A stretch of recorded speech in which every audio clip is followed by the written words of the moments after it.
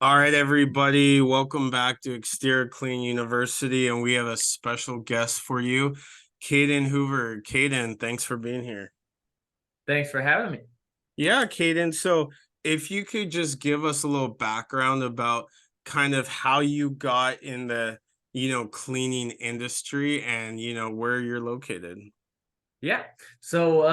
I always had a little bit of an entrepreneurial bug. At the age of 12, I actually started my first business, if you will. Didn't really have an LLC or anything, but made a few $1,000s selling paracord bracelets. So I would make those and then sell those to people. But come the end of high school, I did not know what I wanted to do with my life. So I decided to go to college, but right before I started college, I knew I needed to get some sort of job, and I actually came across the exterior cleaning industry. And so I decided that it would make more sense for me to start my own business because that's what I wanted to do, anyways, while I went to college. So jumped into it, and yeah, that's how I got into it. And I am from Missouri, so Awesome. Awesome. Awesome. So I know you sold your company, your cleaning business. So what things are you doing at right now? Because I mean, I know you have your Facebook group, and that's kind of how I kind of found you. If you could kind of go into like what things you're doing at this moment. yeah. For the last 3 years, I've had the desire to get into mergers and acquisitions. So I am currently trying to purchase companies. So actively looking at different companies, specifically in home services. So that's one thing I'm doing. But I also realize that a lot of people struggle with marketing stuff in our industry. So that's part of why I created the Facebook group and just helping people basically that, are in the beginning stages with marketing things. Do you have like a coaching program or something like that? Or do you run like a digital agency where you do like leads and websites, things like that? Yep. So I have actually partnered with an agency. There's an agency in Springfield, Missouri, Okay, and they've got 25 people. So I have partnered with them. All of their people are in Missouri. It's not outsourced. gotcha. So we do offer digital marketing stuff, but we also have for like people that want to do it themselves, courses and some basically like ebooks and stuff like that, and a membership. Okay. And what has made you, um, quick thing, like why'd you sell your business? Is it because you wanted to get more in the like merger and acquisitions and kind of spend more time? Because as we all know, running a clean business, it is a 24/7 job. So, It is. So there were really three reasons. The one of the main reasons, my wife got a job offer mm, and she's a physical therapist, and she specialized in pelvic health. So there's a clinic that she got a job offer for that just specializes in that. So we were moving. There gotcha. was someone interested. That's the second reason. And then thirdly, is because I wanted to get into the mergers and acquisition stuff. Okay. And I think that's really interesting because most people that like watch this, they're in like the newer they're like brand new to starting a business, or they just want to get information. Not too many people I speak with are kind of in that other side of the field, the merger. So I think that's really interesting. And how, because I talk a lot about mindset, and you have to have like a dog mentality to run any, if you want to have any successful business, you have to have that mental mindset, like of grinding nonstop, putting the right people around you to be successful. Like, how has your mindset mentally been from when you were just when you had your cleaning business now to your mindset like on the, more of the, I don't want to say more of the entrepreneurial because you were always entrepreneur, but now you're working with so many different entrepreneurs and helping them grow, their businesses.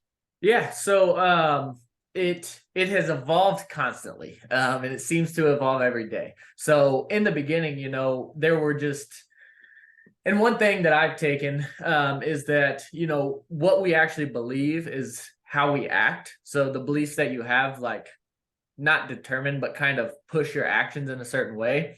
And by getting around people that are doing really big things and push you, that helps open up your beliefs, open up your mind, and actually, allow you to think bigger. Just for some examples, in the beginning of my company, I did what a lot of people do, and I looked at, what all the other people in my area were charging. Yep. And because I was brand new, I was like, I'm going to be the cheapest. Well, that was just a mindset thing. Come to find out, we actually were on the higher end of the actual experience that we were providing to our customers. And it was not lining up once we started hiring people as far as the money side of things, because we were cheap, but we Yeah. were, spending so much time just giving them a great experience that we were pretty much losing money. And then, I had to break the mindset of like, not selling from my own pocket, but selling to people that actually value what we have so that we could charge a higher price. And then that has just continually evolved. The more that you get around people that are doing big things, it's pretty incredible to really understand what's possible. And a mistake that I made in the first, call it 2 years of my company, the power washing company, was only trying to learn from and talk to people that were in our industry specifically. This industry, because it's got such a low barrier to entry, it's very fragmented. So there's a lot of companies, but most of them aren't doing tens, 20, 100 millions of dollars, right? But there are companies out there that do that, and getting around people that, are doing things much bigger than a lot of power washing companies was really eye-opening. So it's my belief that the people that you're around really open up your eyes to what is actually possible. Right. And Oh I'm yeah. not saying it's not possible to build a big power washing business. I know a lot of people that have done it. And then there's also other similar service industries where there's companies that have, $10 million, $100 million companies. Right. Oh yeah, no, absolutely. Would you say it's harder to grow like a home service business, or is it harder to grow kind of what you're doing, pretty much, scale other people's companies? Like what is more difficult? Um, Everything has its challenges. And from the outside looking in, the grass is always greener. Yeah. So what I'll say with that, the a service company is hard to run no matter what, because it's very operationally heavy. A even like a construction company, an HVAC company, whatever it may be, there's a lot of moving parts operationally. So if you do something, whether it's online or whatever it may be, you kind of get rid of that operational piece, but you lose a lot of things, like the fact that with a service company, you get to be face to face with people and you can build trust and, show them the value. Whereas when you move online, you lose that component. Yeah. So I think there's two sides to that. And truthfully, I don't think that one is necessarily harder than the other, in my experience so far. That is, I think it's just more so about the individual being able to be consistent, show up every day, and do what is actually required to move things forward. Yeah, no, definitely. Because I mean, as far as getting clients, right? Like, because, like home service, we're so big on Google ads, Facebook ads, referral. Like, have you been able to apply that same type of marketing for your new ventures? So I actually haven't really ran any ads for it yet, because we have the Facebook group community. Mm, So that's been a big piece. But what I will say, and this is a lesson that's kind of come from getting around people and like talking to a lot of different business owners, is that, all of the advertising and marketing is pretty much the same, right? Like yeah. the whole goal of it is to become known, get in front of a potential prospect that would be the right fit, and then eventually sell them on whatever you're offering. So it's not so much that the actual medium that you're delivering the message in, like, that doesn't really matter. It's more so about being able to get in front of them effectively. Oh, yeah, no, absolutely. And what would you say, to new since you've done both, what would you say to, new entrepreneurs or entrepreneurs that in the home service realm that have been just struggling for leads, right? I think lead generation is probably the hardest thing. I mean, if you can't keep a schedule, you can't keep employees, keep, you know, you can't keep the lights on, like what, especially when they're down and they're having that mental mindset, like, oh man, I got to get a job. Cause I don't know if you've seen this, but at least me, like been in the industry 3 years, most the people that started with me, they're all gone. All their companies are gone. Like, what advice would you give someone when they're not reaching the full potential? So first things first, I've heard this from multiple people before, and it's that most people give up when it gets hard. And no matter who you are or what you're doing, there's always going to be bumps in the road, right? Whether it is generating leads or whatever you're doing in your company, if you're trying to build something, there's going to be bumps in the road. And with lead generation, the biggest mistake that I see, I'll start with that, is that a lot of times people will dabble with things. So they'll try Facebook ads, they'll try Google ads, they'll try yard signs, they'll try flyers, but they're not doing enough of it to actually get a data set that you can test, future marketing campaigns on. The actual, again, like I said, the medium that the sales message, the marketing message is delivered on doesn't really matter as long as it's getting in front of the right people and staying in front of them consistently. And in the beginning is the hardest, because once you become established, then you have past clients where you can get repeat work. So in the beginning, it's pretty much just like doing whatever you can to land jobs, whether it's giving free demos, giving, even if you go door to door and offer free driveway cleaning and then upsell house washes, like whatever you have to do to get jobs in the beginning so that you can get a base, get customers, build your own confidence, get reviews, be able to get referrals and all of those things. So it's pushing a rock up a hill. It's really what it is. And there were things that worked for my company, like specific things that we did. But what I found, especially after talking to like thousands of other power washing business owners at this point, is that, again, if I were to tell you the specific things that worked for me, that doesn't mean they're going to work for you. Right. That's not how the world works, right? So picking something and trying it, something that will get in front of your target audience. For example, if you are going after people that are middle-aged, they may not be on Snapchat. I don't know. I'm just saying. So obviously that's a very far end of the spectrum, but picking something as far as a marketing method that is for sure going to get in front of your target audience, and then, testing things until you figure out something that kind of works. And then from there, testing against that to see how you can improve it and get a better ROI on what you're actually doing. Oh yeah, no, absolutely. That makes sense. I hope I answered your question. Yeah, no, you did. Yeah, and that's the thing, not, just because something works in your location. Like, for example, the Pacific Northwest, they're all like moss, right? Like I don't have moss. So in where I'm at, it's like, most of their services are, moss prevention or just, roof washing, which I don't really do a lot of roof washing where I'm at. That's not popular. So yeah, everything's different. People that are interested in like your services, do you have like package deals? Do you have like a ABC plan? Like, do you have certain plans for people, like if they're interested, for you to help get them from here to here?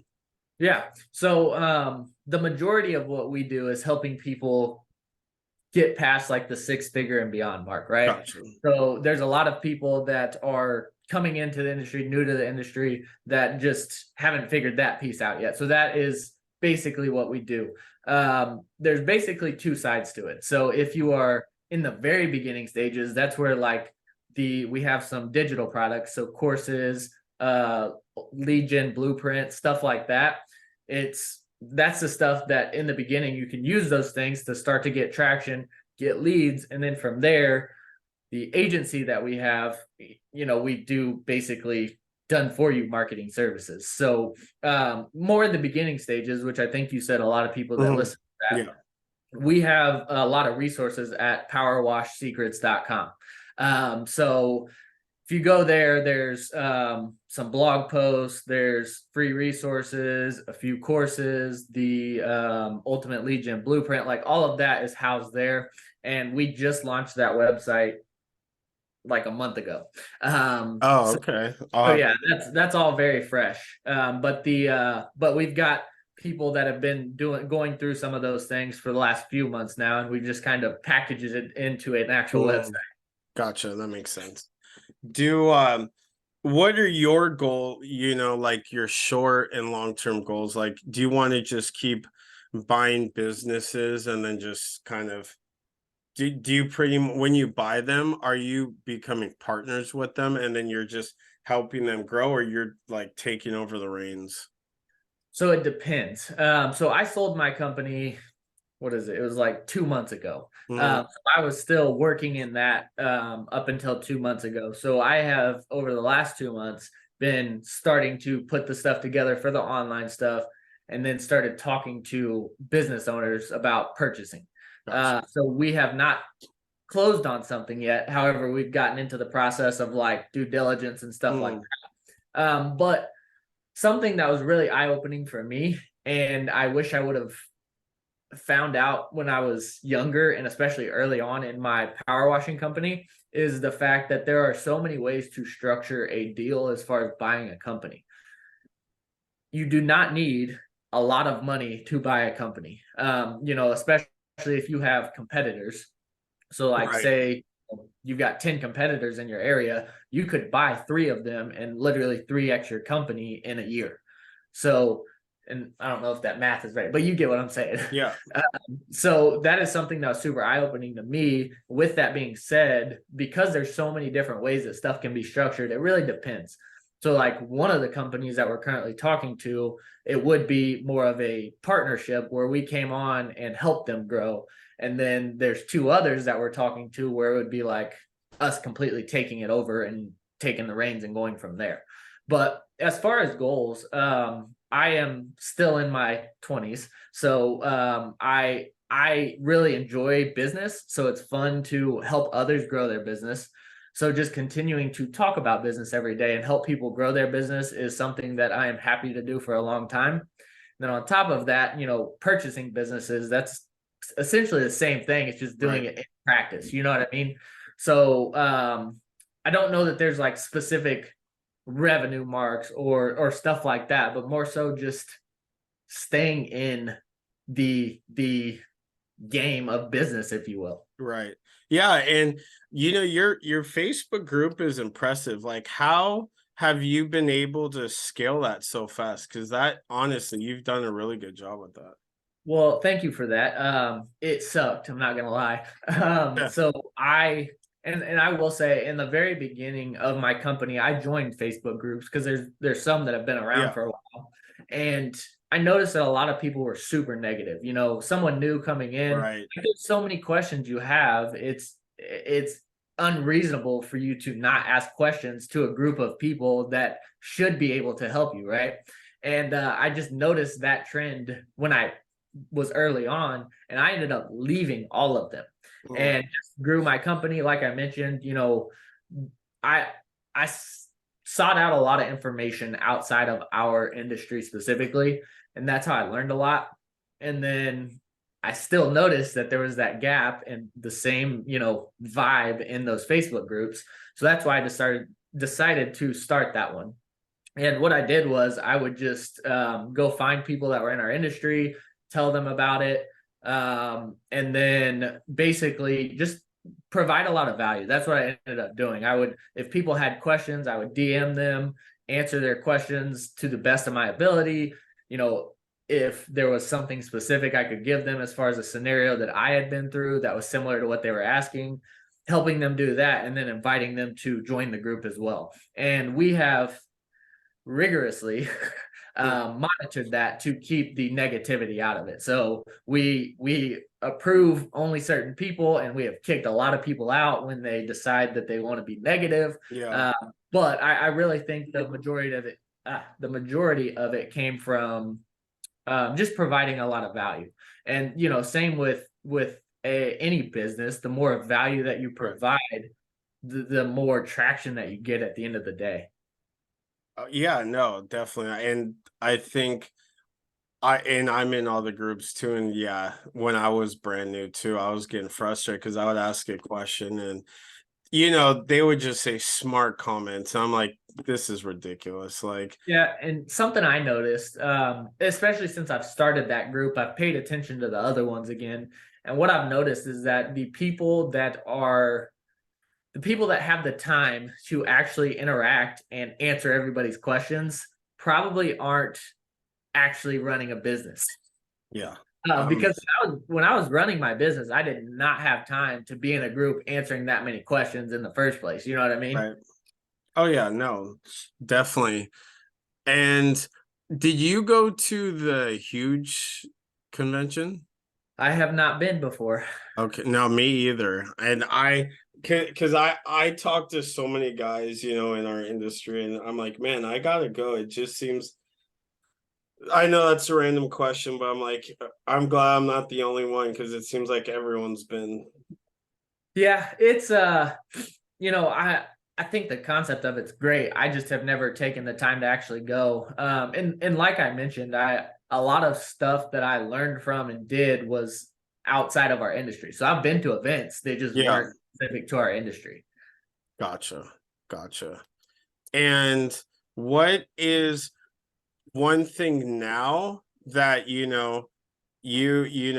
kind of looking back when you did have your cleaning business, like you're like, man, I wish I would have done this. Like, cause I don't know how big your team was or whatever, like that. But is there any like nuggets of info? You're like, man, if I would have known this, I could have scaled or made X amount, of dollars more. Yeah. So I'll give a couple if that's okay. Yeah, yeah. So the first thing is I wish I would have tracked everything sooner. So marketing KPIs, operational KPIs, customer service or customer experience KPIs, that stuff. Because in the beginning, I made a lot of decisions based on how I felt, not based on data. And Gotcha. business is just, there are people involved. It is relationships, but it's also a bunch of numbers. So if you understand your numbers, you remove the variable of not understanding stuff. So tracking simple KPIs like your customer acquisition cost, your cost per lead, and doing that across different marketing campaigns and things like that can really give you certainty in spending money to market, because you know what's going to happen when you actually spend that money. So that would be one thing. Another thing is hiring. The first hire that I made was a friend, and it was because I needed help, and I just hired a friend, and that was the very, very wrong decision, Right. for lack of better terms. It just didn't work out, and moving forward, what I found is that hiring the right people, taking the time to actually find someone that is a good fit, is top of the top, which is not easy to do, especially for like a cleaning technician Right. position. But it really comes back tenfold, because you're not having to, micromanage them. You're not having to tell them every day like what to do. Like, they know what to do. They can interact with customers and things like that. And then the last thing I'll say is with marketing. So one mistake that I made was just trying to market to a very broad audience at first. Whereas if you go like to a neighborhood, and say it's a neighborhood of ideal clients, so nice houses, people that value maintaining their property, have expendable cash to spend on services, and just very diligently marketing to that one area, pretty much dominating that neighborhood and then moving to other neighborhoods. Because the momentum that you get by staying in one neighborhood is crazy. Because say that you do a flyer campaign to everyone in that neighborhood, then you put yard signs at every entrance and exit, and then you run a Facebook ad that's just over that neighborhood, and then your truck is going in and out of that neighborhood. Like people are seeing you over and over and over again in a very short period of time. And it can build up a lot of momentum, and in a short period of time, you can take over an entire neighborhood. Oh yeah, no, that's something that I realized probably like 6 months ago about that. We were going way too broad, and then we start just targeting certain neighborhoods that I know have the income that they could spend, and yeah, that it helped out a lot. Yeah, It and I think it's a little bit of an ego thing sometimes. It was for me, like I wanted to clean everywhere, but Yeah. what I realized is that you make a lot more money and build a lot more traction by just going to small sections, taking those over, and then moving to another one and doing the same thing. Oh yeah, no, absolutely. And and I do appreciate your time, and Yeah. kind of like the last thing, any last remarks, to just someone watching this, and either they're starting a business or they're in it, like obviously you've been successful in scaling your business, now you're helping grow businesses on any ends of the spectrum, any last words of info.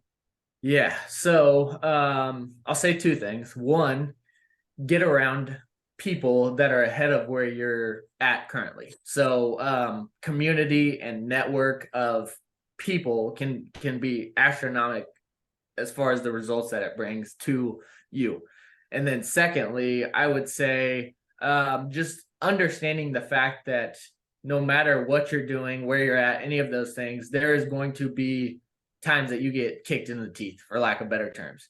And the ability to just get right back to it is huge, because time is something that everybody has the same amount of Yep. time in a day. So if you can keep going faster than others can, that is how you'll actually be able to do stuff. So those are the two things I would say.